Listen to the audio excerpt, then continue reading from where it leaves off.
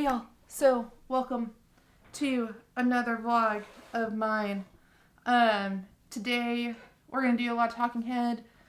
Number one, Happy Pride Month, yay rainbows, also yay gayness, queerness, LGBT, if you're part of that LGBTQIA plus, all the letters, then like Happy You Month, and make sure we keep everyone accountable past this month. Just because it's 1 month doesn't mean that's the only month we get to be proud and we get to be who we are. It's all the time. But besides that, I kind of just wanted to sit down, chat, talk about like bettering ourselves, whether it's like in life, in life, like how do you get yourself better? Or even just like, development wise, like how do you actually keep learning? How do you keep making yourself better in that respect, whether it's career or side projects? How do you just keep making that the best you can be? So how do you keep yourself like the best you can be? And then also, I don't know, like we'll just keep talking, rattling on about like how to do that. So the first thing is, how do you make yourself better in life? I mean, I say first thing, like I have this planned. I don't. I just knew I wanted to talk about how to learn better, and I was like, learning better sounds great, but also like not just learning better, but also being a better person is something else that's really good. So like, how do you be a better person? Well, being a better person goes in a couple ways. Number one, like accepting you for you. Like, don't ever apologize for who you are. You're gonna be who you are because you're awesome. Like, basically it's just that you are you, and as long as you are able and you are being you and you are being accepted by people, then that's great. If you're around people who aren't being accepting, then maybe it's time to evaluate new people. That was a lesson that I slightly had to learn on like trying to figure myself out, is you can't make everyone happy. You just got to do what's best for you from time to time, and eventually you'll get there. You will be the better you.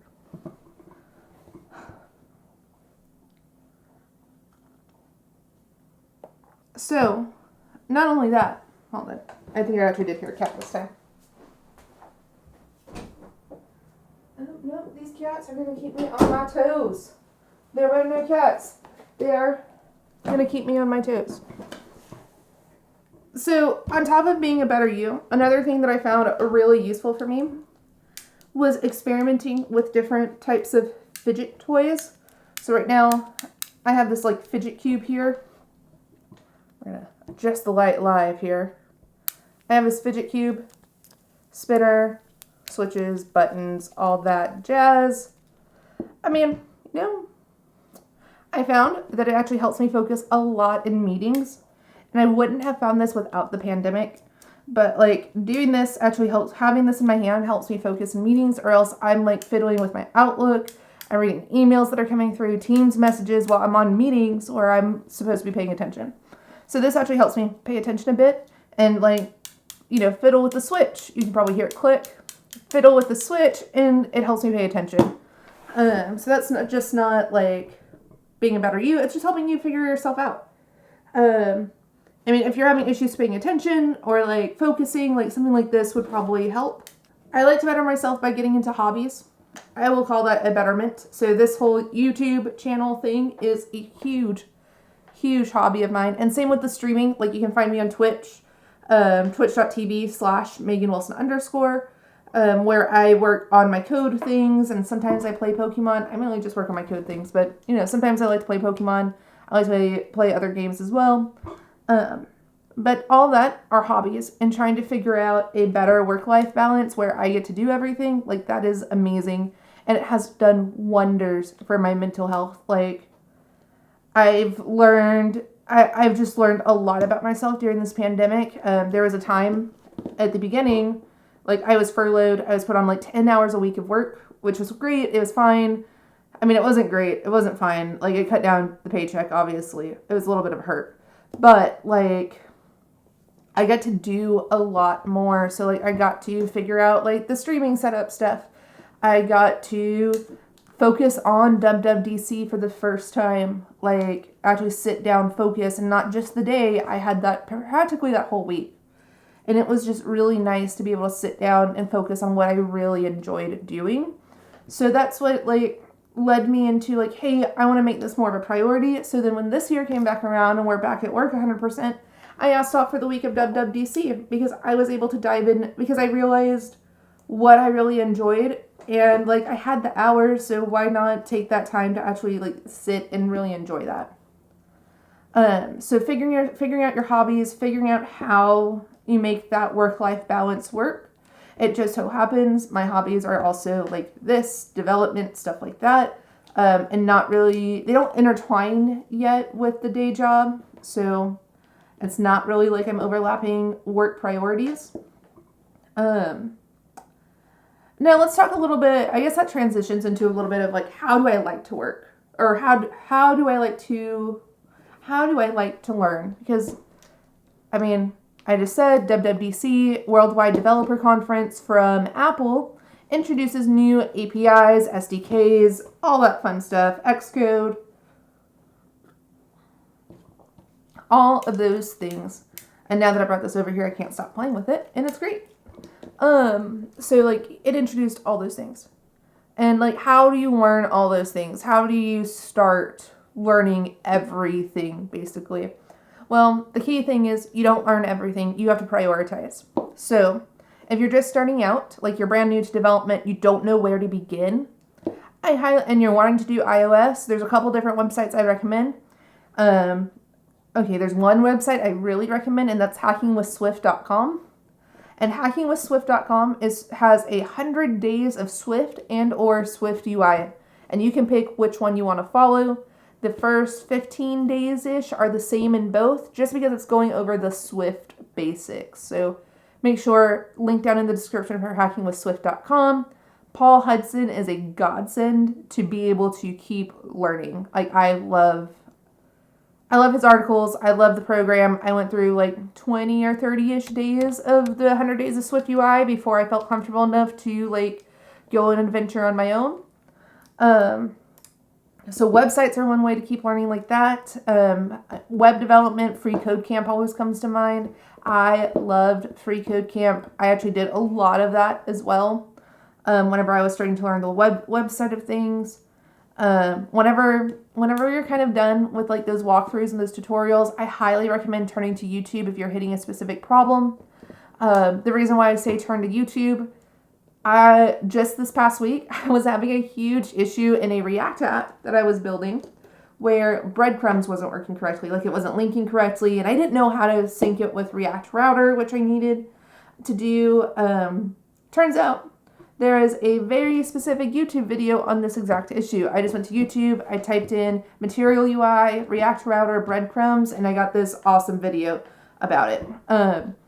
And it was great. It walked me through exactly. I walked through his examples and I got it working in no time. Like it was, and it taught me something. It taught me it taught me how to do it, which was great. It taught me the best practices, stuff like that. So if you need to learn best practices, always look towards examples and always keep digging. Just because you find the first example doesn't mean that's the best example. I probably Googled for like an hour before I went to YouTube to see if there was anything. And I couldn't find anything in Stack Overflow that really helped me or on Google for any articles. And it wasn't until I turned to YouTube that I found it. So the first answer might not be the best answer, but you can always keep looking. Now, on top of that, the next thing is, so YouTube's great. Blog posts, I always recommend blog posts. I like blog posts the most. The reason why I like blog posts the most is because blog posts are really easy to skim. And if the author does a really good job with them, then they would have put in bullet points and step numbers, and you should be able to follow through and be able to skim to the next step, and like if it's logically put together. Of course, not everyone does that, but it is better than nothing. At least I've learned. So the next thing, blog posts, reading, stuff like that. And on the same page of reading, I actually turn to books a lot. I'm reading, it's Hacking with Swift still, but I'm still reading the Hacking with Swift unit testing book. And that has been super duper useful, like learning how to write unit tests. If you didn't think you needed unit tests, then you are wrong. purely because they will help you catch errors as soon as you throw them in. So if you do something that you're not expecting, then that's where the unit test comes in. It's really useful. I need to start learning. Something I'm going to start learning how to do is actually do unit tests and React as well. I've noticed that I'm making a lot of changes. It breaks just a little bit, and it'd be great to like guard against that. And like once the change breaks, then I can make that change again as well. But yeah, so that's really how I like to learn. How to better myself. Like I said, bettering myself is mainly like I like to think through so whenever I talk about bettering myself, like I said, figuring out the work-life balance, making sure that I'm getting what I need outside of work. So make sure I have time for the hobbies, make sure I have time with the family, make sure I have time to play with the dogs, which are here.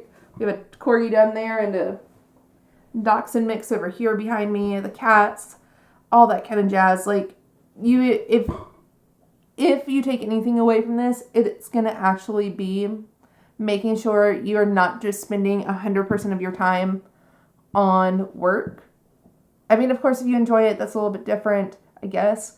But like, there are things outside of work, and it took me a really long time to realize that. I've been in my current position for 5 years, and I'd say up until the pandemic, I was pretty much really focused on work, where I would drop basically anything I needed to do to make sure work was taken care of. And at this point, I realized, the pandemic taught me a lot, and it taught me, hey, you don't need to always focus that much time on work. You could do just do your time, get in, get out. If you have something that goes over, great. Like, you can possibly work on it, but you know what? It's gonna be okay. Of course, that's a little bit different if you're like a doctor, if you're actually saving lives. I'm helping people fix their lights for shows. And if I get an after hours call, because that's part of my job, of course I take the after hours call. But if I'm not on after hours, it's not going to happen. Like, we have emergency support. It's taken me a long time to get to that point where I am comfortable saying, no, let's shut down. Let's actually not work out of work hours unless I'm scheduled to already. But yeah, so that was my vlog. I don't really know. Did it even like follow through? I don't know. We're gonna find out. But again, happy Pride. If you are having issues, or not issues, again, happy Pride, y'all. Go enjoy the brunch. I know that vaccines are rolling out slowly, so take precautions as you need to. Go enjoy the brunch. Go enjoy being gay, especially this month. I mean, it's Pride Month. Rainbow capitalism is at its best. When every company changes their profile picture to gay, but doesn't really care. Yeah, it's that month. But you know what's great is you can get all the rainbow things then. Know that you're valid, especially for this month. I mean, all the time. You're always valid. Feel free. You can reach out to me on Twitter at Megan Wilson _. Like I said, you can follow me on Twitch. Same thing, Megan Wilson _. You can reach out on YouTube, on Instagram, mwilson _codes. And I will catch y'all next time. Bye.